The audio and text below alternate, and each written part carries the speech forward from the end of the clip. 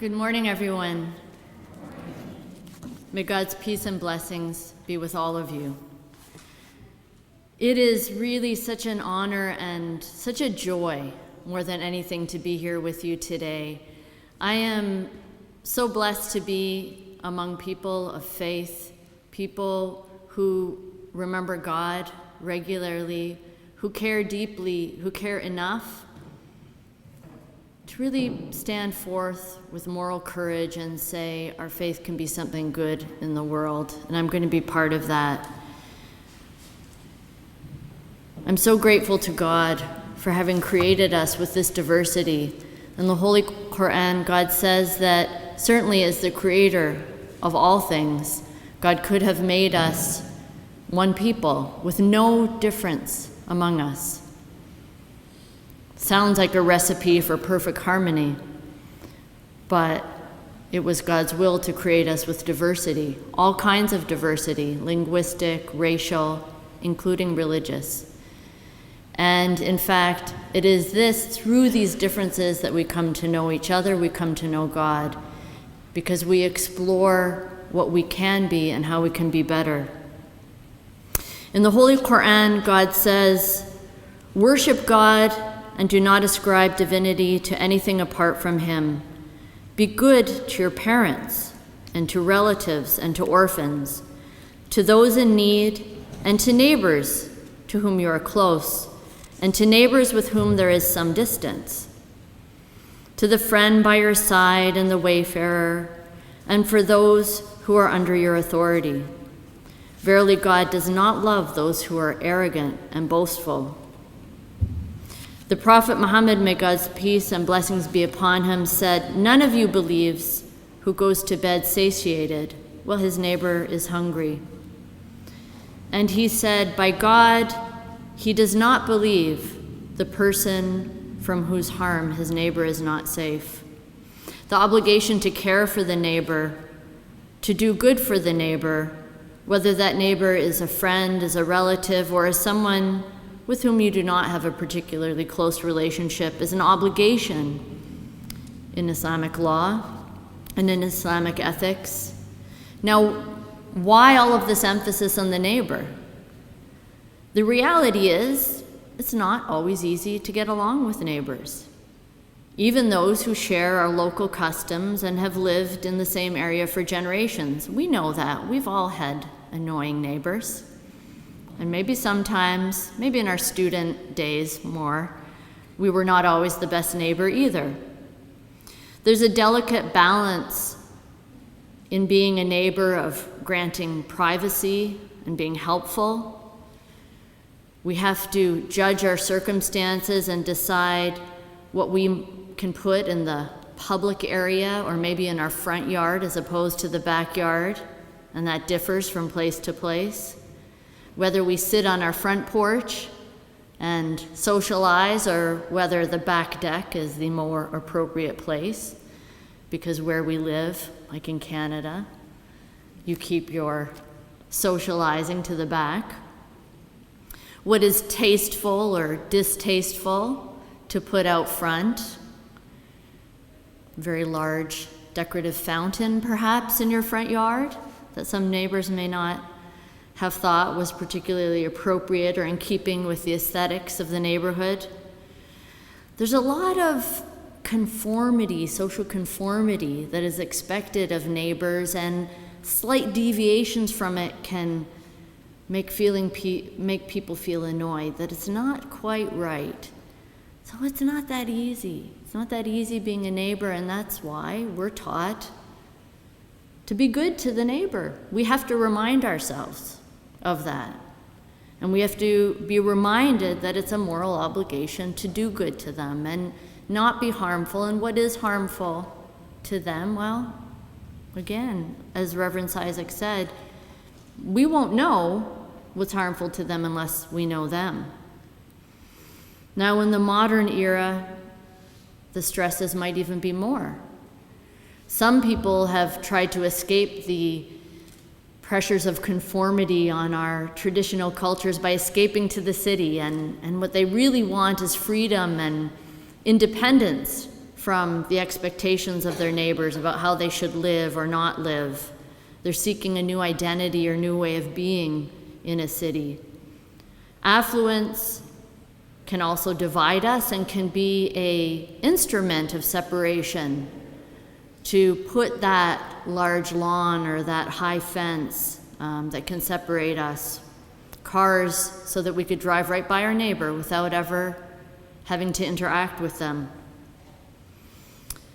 Technology can also divide us. We don't need each other as much as we used to, at least for those of us who live in urban areas, until a disaster strikes and suddenly the neighbor becomes very important when you need your electricity doesn't work and you might need to use that fireplace and you don't have any wood, or you need to run a line from your neighbor's generator when the power goes out, as it did when I lived in Connecticut and we had a snowstorm that knocked out our power for 9 days, and believe me, everyone knew who their neighbor was then. But there are some people who still live a lifestyle where they do need to rely on their neighbors and others to help them complete a job, those in agricultural areas and other places where, calling in people from around them is necessary just to get a job done. Where I live in Canada right now, there's still a lot of farmers and people engaged in agricultural work. Despite all of the modern technology and farm equipment, you still need a number of extra hands when it comes to the harvest. And so you need to know those people, and that forces us into relationship.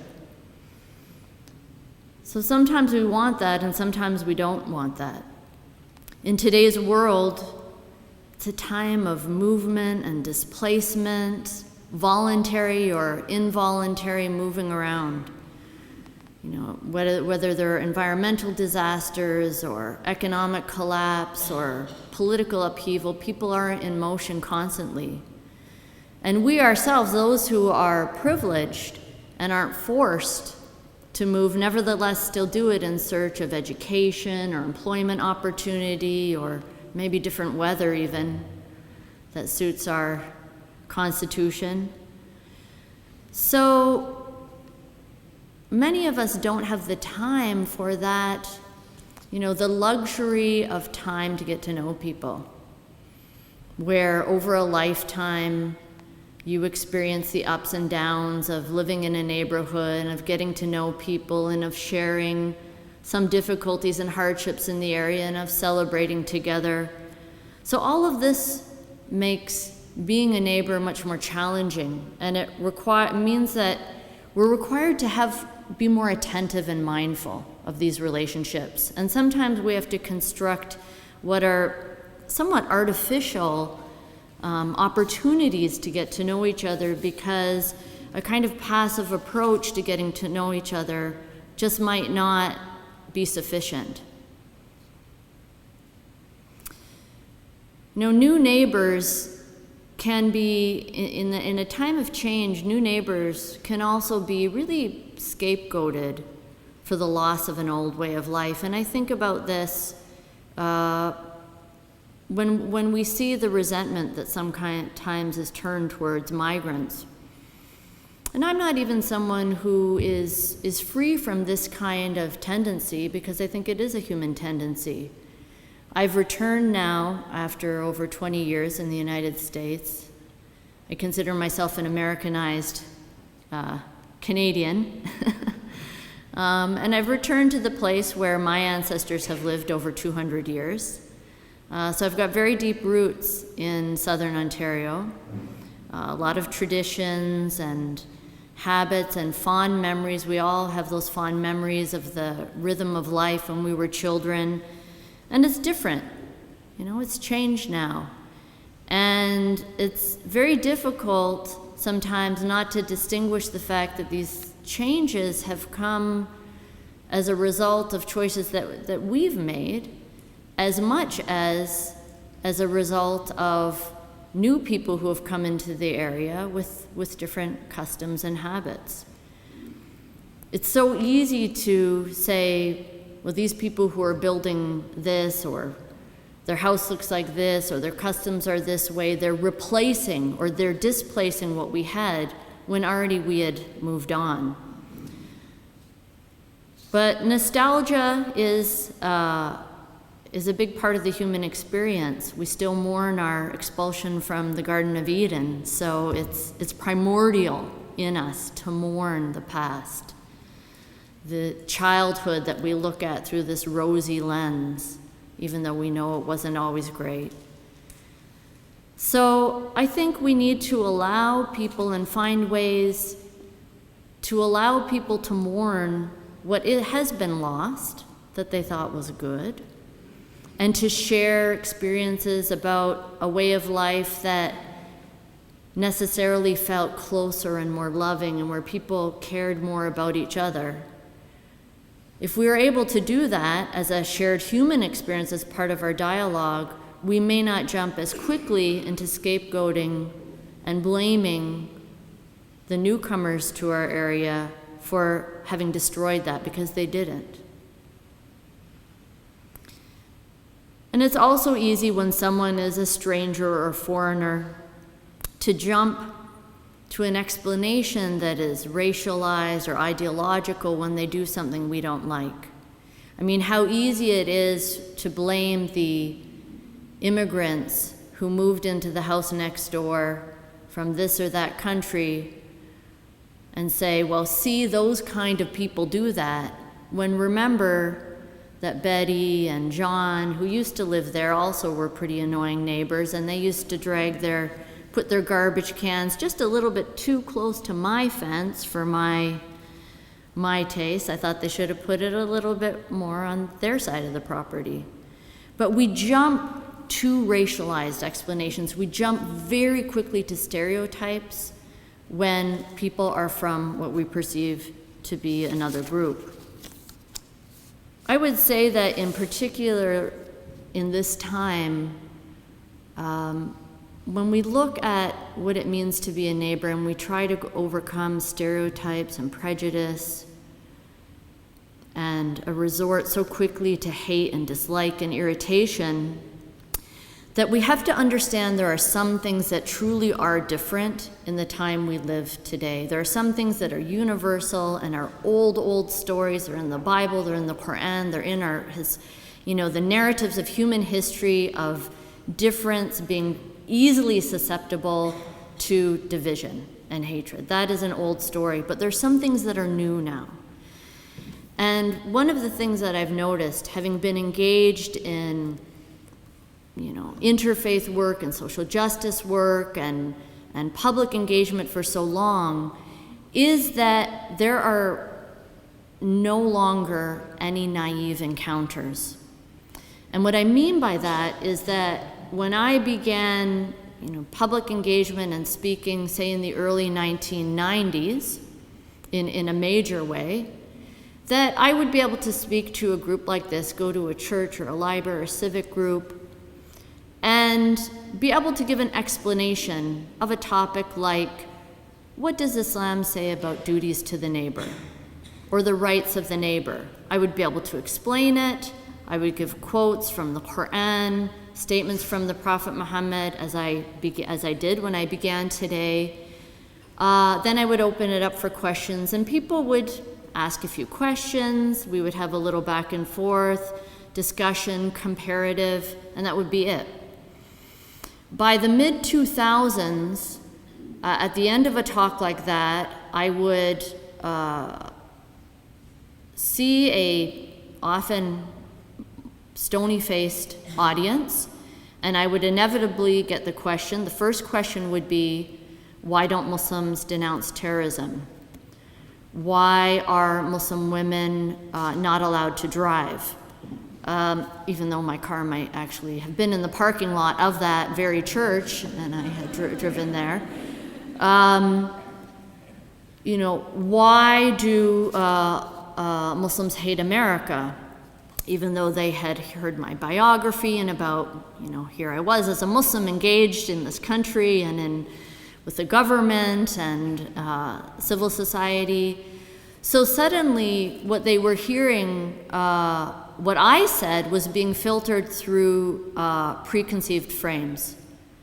They already felt that they knew what Islam was, they knew what Muslims were, and so anything that I said was being filtered through that and really being filtered out for the most part. So I realized that it was no longer simply about this face-to-face naive encounter where we shared information. Now, why is that the case? And I don't want to be an amateur psychiatrist or, but we do know, and as Reverend Isaac said, there is information, there is a lot of science behind how we receive information, how we change, how we interpret things. And one thing is clear, and there's many studies to prove it, is that the first time we hear about something novel or new creates a cognitive frame that is like an anchoring effect. And afterwards, that will always determine how we weigh or measure any new information after that. So that means that if the vast majority of Americans have never met a Muslim before, the first place they will encounter Islam probably is on the news. And that will be a terrorist, a violent person, and that was particularly true. So it was interesting because 9/11 didn't really do it. It was the war in Iraq where day after day after day there were images of the war, Americans being killed, bombs, violence. So it was really after that I believe this anchored within the mind of most Americans the image of the Muslim, and the Muslim was a violent person. So that's there, and once it's there, it will always be with you, and it needs to be worked against. Now, for those, what happens now, even worse since then, is that our beloved, internet that can be such a source of information has emerged as a vast source of disinformation when it comes to Muslims and Islam. It's very, very distressing to do a Google search on Islam and Muslims. In my Muslim women's spirituality class, I asked them to do a Google search, Muslim women, and on images, Google images, and you will just see picture after picture after picture of, a woman, black, completely covered. Sometimes, like her face cover will be like prison bars over her face, and it seems to be very popular. So even someone who hears the news and might be interested, I wonder what it is about Muslims, will be mostly disinformed by searching the internet. And then, of course, there are those who are ideologically opposed to Muslims and Islam, either through a particular political ideology or a xenophobic ideology that they've attached, and they associate Muslims with non-whites, right? There's a racialization of Islam. One time, one of my landlords who was responding to the fact that we were having hate crimes committed against us by one of the neighbors in our apartment complex when I was a student, looked at me and said, it might not be religious. Sometimes, believe it or not, people just might not like you because of the color of your skin. And I said, yeah. I guess there are those who don't like white people. So again, she saw me as a person of color because of my hijab. I thought that was quite interesting. So, so the result is that many people are terrified of Muslims, and that is their instinct.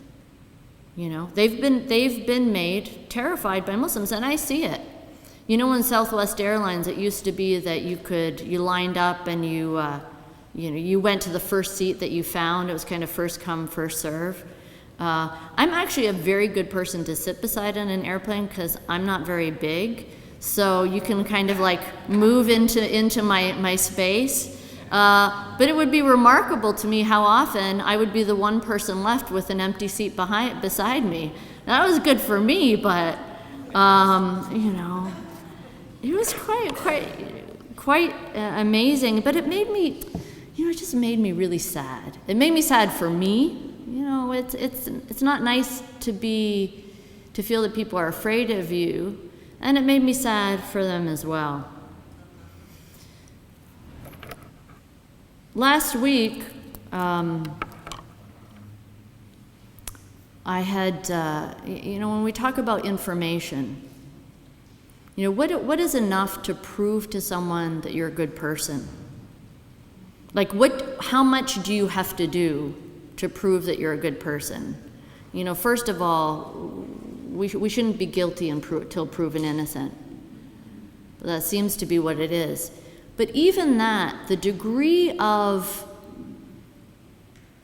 misinformation, the degree to which people are so convinced they understand that Islam requires Muslims to hate Christians, to hate America, to be, against every value in this country is so pervasive that last week I saw on CNN one of my former students being interviewed in response to Carson's remarks.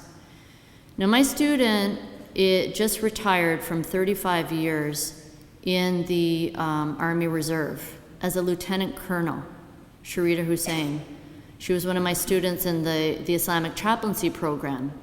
She served 35 years in the U.S. military, retired as a lieutenant colonel, and when she was being interviewed, she was forced to explain why, to answer the question about Sharia law, and can you really say that a Muslim can be faithful to the United States when they still follow a religious law? And the kind of questions that were being asked her, and she was being forced into this position, it was amazing to me that even her whole service, her life of service, was not enough.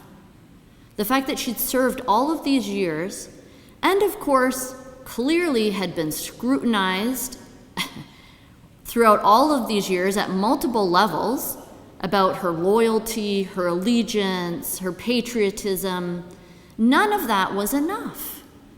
And it really struck me what a serious problem we're dealing with. I wish I didn't have to talk about this, but I have to talk about this now because we've got to be realistic. Reverend Isaac talked about tactics, and this afternoon we're going to have another keynote where tactics is actually in the title.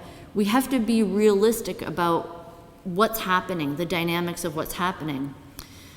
And one of the things that we hear again and again, and I can't mention who it is, but there's someone in a very high government position in a certain country who once said to me, well, how do we really know, how can we really trust what you're saying when, I'm sorry to say it, but we know that Muslims are required to engage in subterfuge, taqiyya, subterfuge to deceive, to be deceitful about what their faith really teaches. And this is something that Carson referred to. So how is there all of this, now you have all these people who know nothing about Islam and Muslims who are sure that they have a clear understanding of Islamic theological ethics, and that is that Muslims are required to lie about their faith. So we have to understand that, if you are convinced that the person you're engaging with, whether they're, they seem like a decent person, they seem like a nice neighbor, they seem like a good citizen, served for 35 years in the U.S. military, but can you really trust them? Because underneath, we know that their loyalties lie somewhere else, and they are religiously obligated to lie about this. You will never get anywhere. We will never get anywhere because right at the beginning, there's a wall. This person can't be believed. So I would, first of all, like us to remember how many times that theme has been part of alienating people even within this country. Whether you could really trust a Catholic to be loyal to the United States and not to the Pope. And now we see, this is what gives me hope, now we see the beautiful reception that's being given to the head of the Catholic Church in this country. So that should give us hope and optimism that these things can change. But how often people have been considered to be, at their core, essentially disloyal to this country because they have another faith or cultural origin or ethnicity. So let me just say something about this so-called Islamic doctrine, which is not a doctrine at all. It's not a pillar of Islam, it's not a key of Islam, and it does not say that Muslims are required to conceal their faith or be deceitful or any of this. There's a verse of the Quran that says, anyone who denies God after having attained faith, and this, to be sure, does not apply to one who does it under duress while his heart remains true to faith. The one who denies God after being faithful will be subject to God's judgment. But this does not apply to the one who has true faith but renounces it under duress. This goes back to the earliest period in Islam when there was terrible persecution of the first believers. And in particular, this was revealed with respect to a young man who was tortured for being a Muslim, along with his parents. And his parents were both killed, tortured to death under his eyes. His mother was sexually violated. The torture included a sexual violation of his mother. And in that context, Ammar ibn Yasir said, okay, I renounce God. I renounce God. And he came to the Prophet Muhammad crying and feeling that he had done a terrible, terrible thing. And the Prophet Muhammad told him, if they come back to you and ask you to say something, say the same thing. Save your life. Because in this case, it was unbearable to him. It was so traumatic. And so this verse of the Quran was revealed as a comfort to those who were persecuted and under that torture could not hold up and testify to their faith.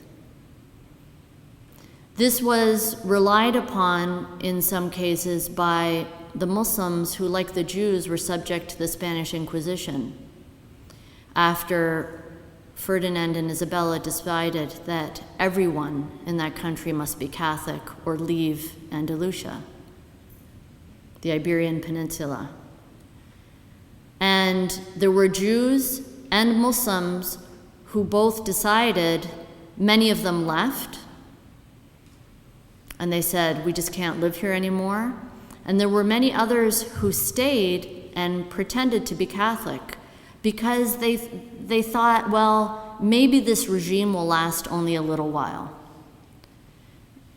And maybe the Ottomans will come save us, or maybe someone else will come save us. Maybe we'll be able to be free. So why leave this land where we've been for centuries? They knew no other homeland. And so they stayed, and the Inquisition then went and very systematically found them. And hundreds and hundreds and hundreds, thousands were burned to death for being not faithful Christians.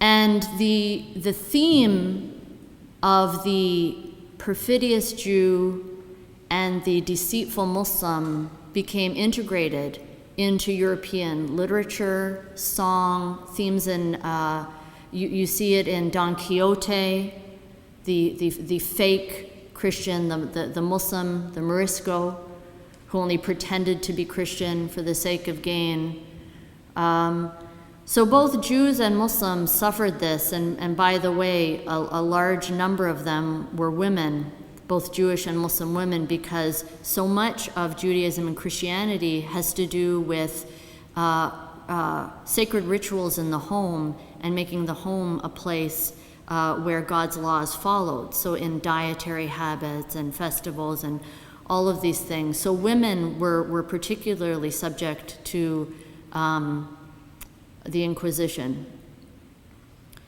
So, it's a horrible, it's a horrible thing that people needed sometimes in order to save their life or to escape torture or being burnt to death, to have to sometimes say, yes, I'm not a Muslim. But this has nothing to do with being disloyal, being unfaithful, being a liar, being dishonest, not being a good neighbor. That is a pure distortion. And so I really think it's important for us to understand the origin of this, because this word is thrown around by people who pretend they're experts on Islam, and they aren't. They're people who hate Muslims, who have an ideological reason to want to distort Muslim beliefs and history and values. And so let's, where there are those concepts that come up, we need to discuss them.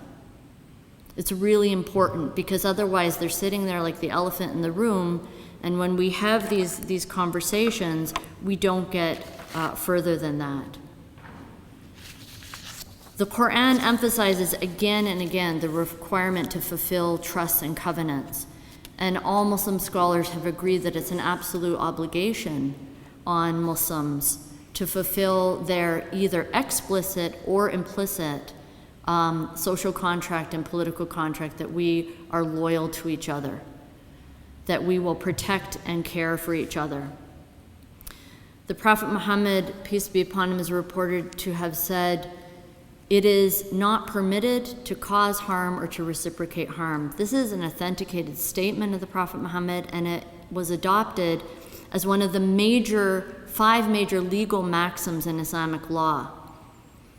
This is used to explain a whole body of law that compels us and requires Muslims to promote public benefit. From everything from policy initiatives that will promote the good, take care of children who are sick and others, to simple things like zoning laws. Promoting the good and warding off harm are essential and fundamental foundational principles. It is necessary, though, again, for us to know the person, to know what will cause them harm. So very often our intention is not to hurt someone, but to take care of our own interests.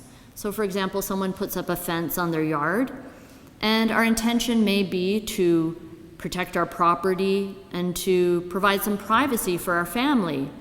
Yet in building the fence, we unwittingly cause harm to our neighbor. Maybe they had a nice garden and we've just put it in the shade, and now their peonies won't grow. Peonies need a little bit of shade, right? Let's think about a flower that needs a lot of sun. So the neighbor, in turn, may interpret our action as ill-intentioned or selfish, and may retaliate. So the cycle of harm and causing the other harm and retaliating harm ensues. There's no doubt that in most cases the cycle of harm could have been interrupted and antagonism avoided by a simple act of communication at various stages. In the first place, the person building the fence should be aware of its potential for deleterious impact on his neighbor. Knowledge of our environment and the people around us then is necessary to avoid causing unintended harm. After knowledge, it's necessary to embrace the ethical principle that other people's interests are as important as our own. This, of course, is the golden rule, articulated in the Islamic tradition by the Prophet Muhammad's statement, "None of you believes until he loves for his brother what he loves for himself." And the scholars interpret brother to mean brotherhood of humanity. At the same time, if we experience harm from our neighbor, we should at the outset extend the benefit of the doubt and assume no ill intent on his part until we have evidence to the contrary. This is in accordance with an early Islamic teaching which says, extend 70 excuses to your brother. So knowledge of the needs, interests, and motivations of one's neighbor can only be attained through mutual communication.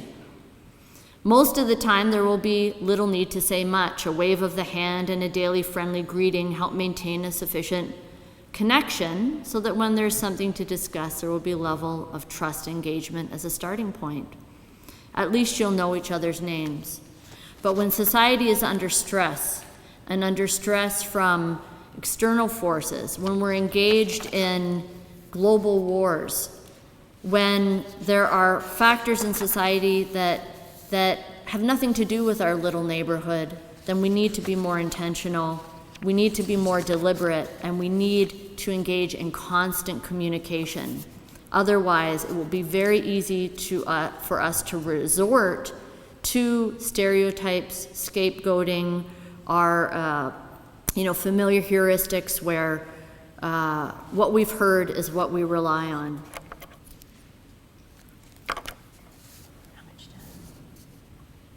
2 minutes. So let me just say a few final words. For people of faith, for Christians and Muslims who make up the majority of people of faith in the world, but for all of us of faith, there's a very common statement now that religion has been the source of the most conflict in the world. More wars have been caused by religion. That's factually untrue. It is factually untrue. More people have died in wars of national interest and by secular ideologies. But some people say, well, that's just because we've had more technology. Our technology has been better at killing people since the late 19th century. Whichever case it is, we know that religion can be a source of conflict. Like any difference, it can be used, it can be leveraged, it can be used as an excuse, it can be used to whip up populist sentiment. We, at a minimum, do not want that to happen. It is in our common interest, whatever our views of salvation are. You don't need to be a universalist, a theological universalist, to say that, you know what, if our religious communities continue to be a source of discord and fighting, most people will say, forget about it, forget about religion. What good is it? So at a minimum, we need to get along. We need to show that this is not necessarily the case. But honestly, if the most we can do is not cause harm, like, what good are we?